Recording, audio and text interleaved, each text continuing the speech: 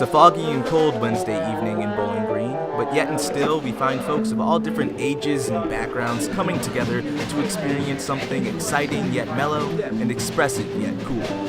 Indeed, it's Jazz Night at Club 149, a tradition of sorts that's persisted for some time, and this is its story.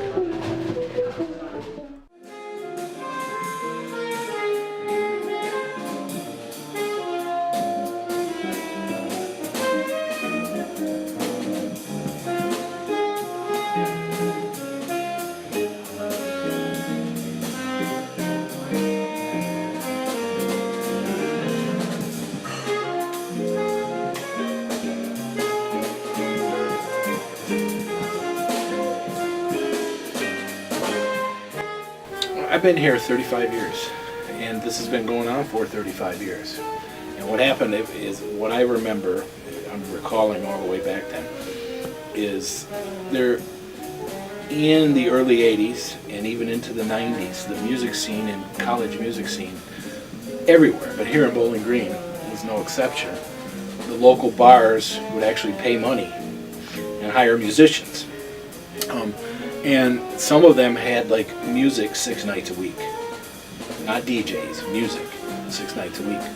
And of course, you know, it was rock and roll, it was, you know, acoustic.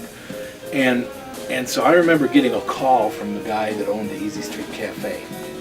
And by the way, still is in town, still owns it, lives down the street from me now. And he said, I want to start up a jazz night. And they had a tradition of, generally on Thursday, Friday, and Saturdays, if I remember correctly, they would actually bring bands in from outside of the area and pay them. And they had a stage with a nice setup. And they would have like an open bike night, like on a Monday or something, and maybe a folk night or something. And he said, we'd like to start up a jazz night. And it was a Wednesday. And I think that's what they started with. Thus began the quaint jazz nights held at local bars. But how has the incorporation of jazz nights affected the atmosphere? Here to answer that question is a local bartender and relatable cool kid, Ethan. It's definitely a different crowd compared to the weekends. Like, it's a lot calmer. And it's definitely a lot older crowd too, like 20s and up, mid-20s and up. Like, weekends is all teenagers and under 25, but most nights it's really calm. What's his name? One who plays the cello. Jeff. Sorry. Yeah, Jeff. He's a really cool guy.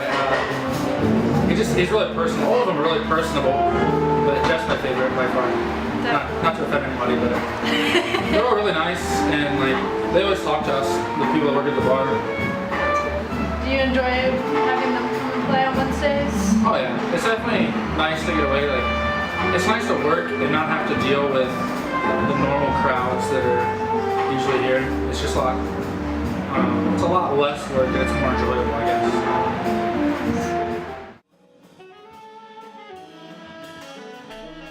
But it wasn't about how many folks came out.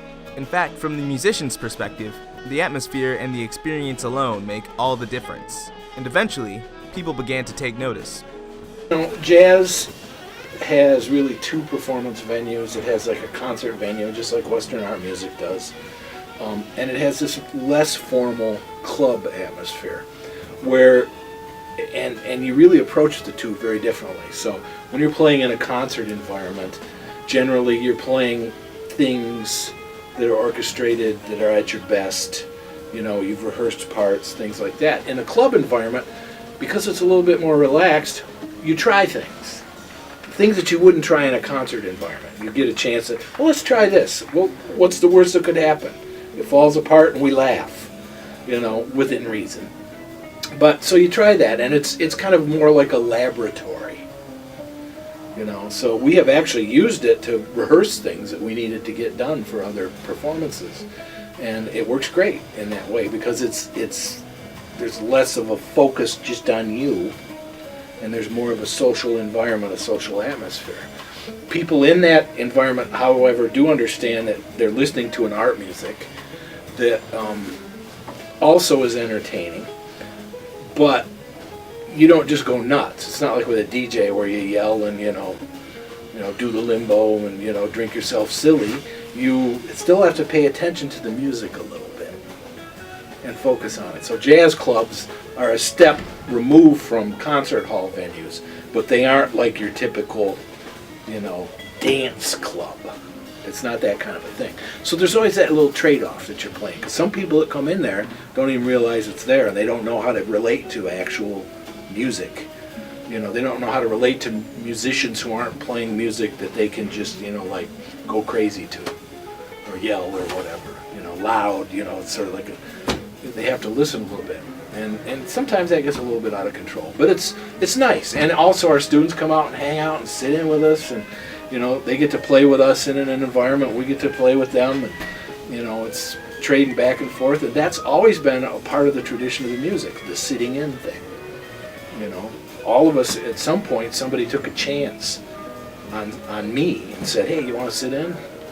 When I didn't know them and they didn't know me, and it's like, yeah, and then you get to show yourself. It's the best advertising is word of mouth. Like people start talking about, wow, that guy can play.